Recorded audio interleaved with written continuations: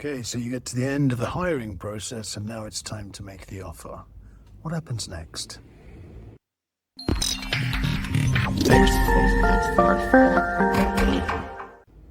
Hello everybody, Taz here, Melius Consulting. Hope you're doing really well today. Happy Friday, if you're seeing this on Friday. Wish you a good weekend ahead.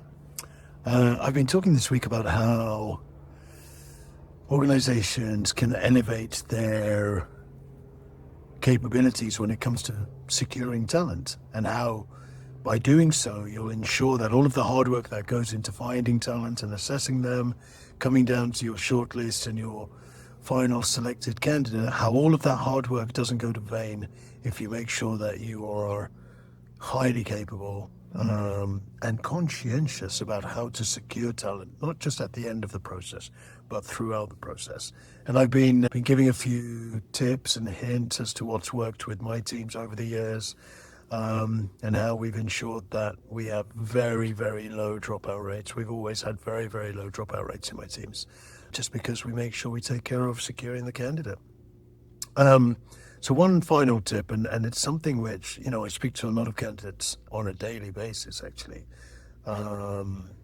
particularly through the Rockstars program. And one of the most common things I hear is that, Taz, I got through to the end of the process. I got to the final stages of the process. And then they made me an offer, and it was just ridiculous. I mean, it was just a lowball offer. And I hear this time and time again, and I just don't get it. I just don't get it. What are organizations trying to do? What are recruiters trying to do? What is HR trying to do here? Are you really tasked in saving the organization that percentage of money versus finding the right talent? Is it a battle of egos? Well, what? And also, why is this happening at the end of the process? For me, the money question, is an important one. Everybody works to put food on the table, and we all have a standard of living that we either wish or aspire towards. The money question isn't a complicated one, right? So as a candidate, you explain how much you want. As an organization, you explain what you're willing to pay, and normally you meet somewhere in the middle. It's not more complicated than that, I think.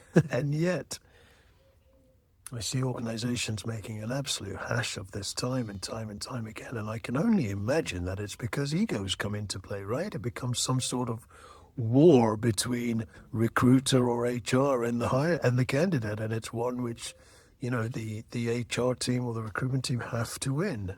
And I just don't get it. I just don't get it. You want the talent because your business requires it. You want the best talent.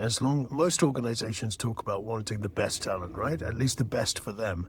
And then they go ahead and make lowball offers. And I hear this time and time again, and all of that work, and think about how much that work has cost, right? Your recruiters sourcing, your hiring teams interviewing, you're getting to that assessment stage. Think about how much that work has cost the organization in terms of time and resource. And then you go and make a lowball offer. You lose the candidate, you lose all of the goodwill that's probably been built up during the recruitment process. You potentially lose a customer, because a lot of your candidates will become customers if they aren't already. And all for what?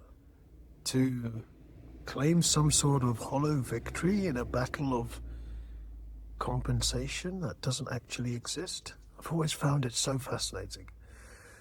Look, you don't need to make lowball offers. If you can't afford the candidate, find out at the beginning of the process and save everybody the time, right? But getting to the end of the process and lowballing the candidate, what is that about? Will somebody please explain it to me? Because it's utterly, utterly weird, isn't it? It's such a weird behavior when we think about it. So I guess my tip for today, and let's close Friday on a happy note. Don't lowball candidates.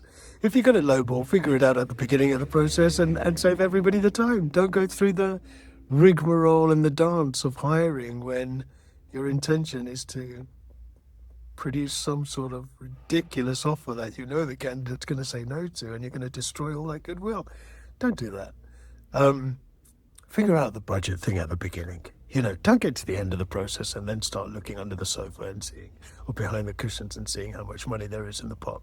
Figure it out before you start hiring. And then integrate it into your sourcing and your assessment process. And it can be such a straightforward conversation at the end, instead of the drama that most organizations and recruitment teams seem to make it. It just doesn't need to happen. All right, so there you go. I hope that's been useful. It's always fascinated me, this topic. I've seen people do it so badly, and I've just never understood it. So if you want to shed some light on why this is done so badly, I'm all ears. If you've experienced lowball offers and you want to share your story with me, please do so. I'd love to hear it, and not out of any sort of sadistic enjoyment, but just because it helps me to build more and more data sets on what's happening out there, and allows me to help organizations become better. All right, there you go. Bit of a long video today. Happy Friday. Hope you enjoyed it. Hope it's been useful.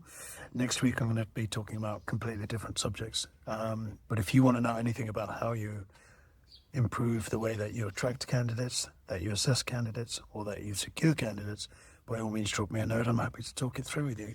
In the meantime, happy Friday, everybody. Have a great weekend ahead. I'll see you real soon. Cheers. Bye-bye.